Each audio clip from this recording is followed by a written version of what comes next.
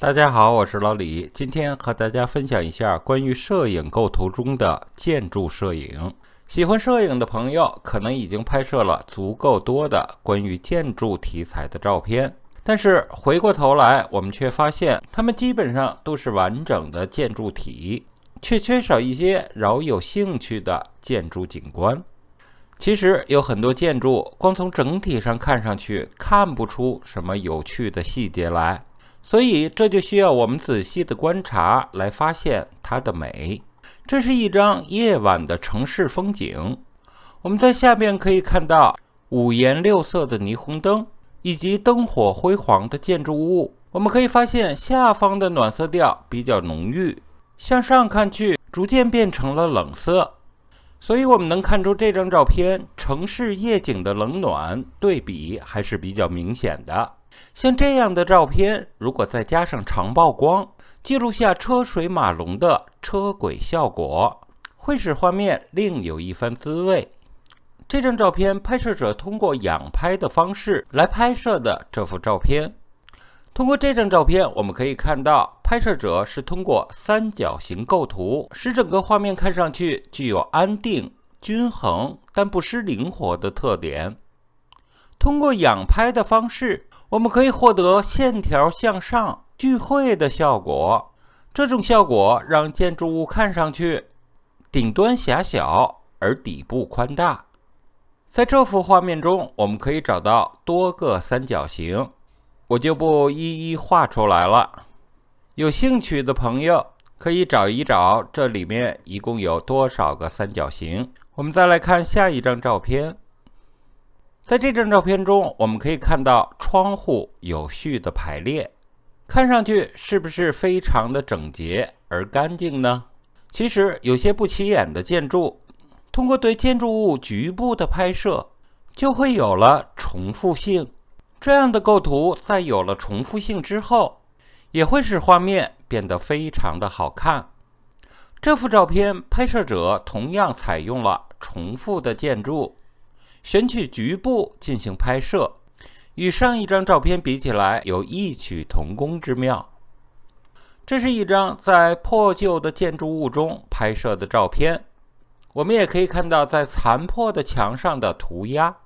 使整个画面看起来色彩较为丰富。同时我们也可以看到拍摄者通过残破的墙壁、远处的景物，这种构图方式就是我们常说的框架式构图。这样的构图非常的有趣，这种构图方式有一种偷窥感，而且框架框出来的景色也会成为视觉的中心点，更会让人注意到画面的中心位置。这幅照片拍摄者同样采用了框架式构图，通过树木的有序排列，由远而近，在视觉上感受到纵深感。这种框架式的构图也是我们在建筑摄影中经常使用到的。我们在面对高大建筑物而往上看的同时，我们会发现建筑物上面那些平常我们看不到的细节还有特色。这幅照片拍摄者通过仰拍的方式勾勒出建筑物的线条，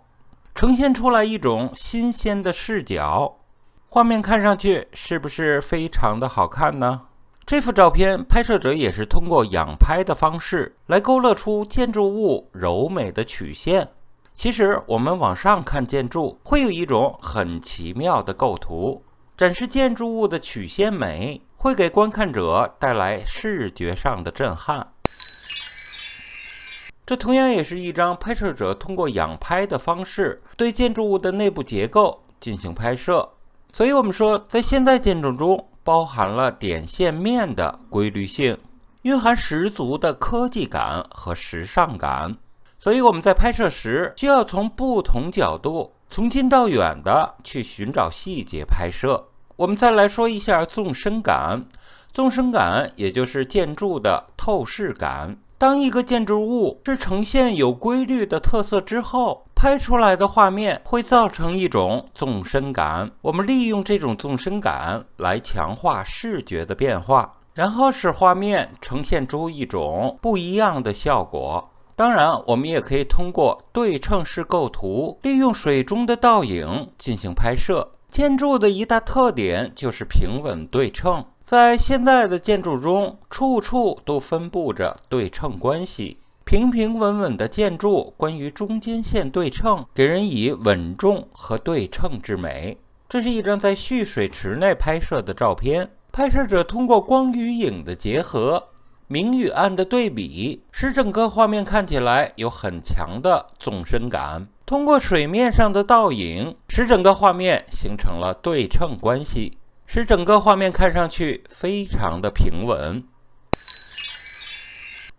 选择从高处俯拍建筑物，通过展现建筑物屋顶结构和细节来表现独特的视角。注意把握色彩和屋顶结构的走向规律，使它在画面的构图中呈现出有序性。这幅摄影作品在丰富的色彩结构和建筑结构相互交融、几何构成的意味鲜明，使整个画面看上去杂而不乱。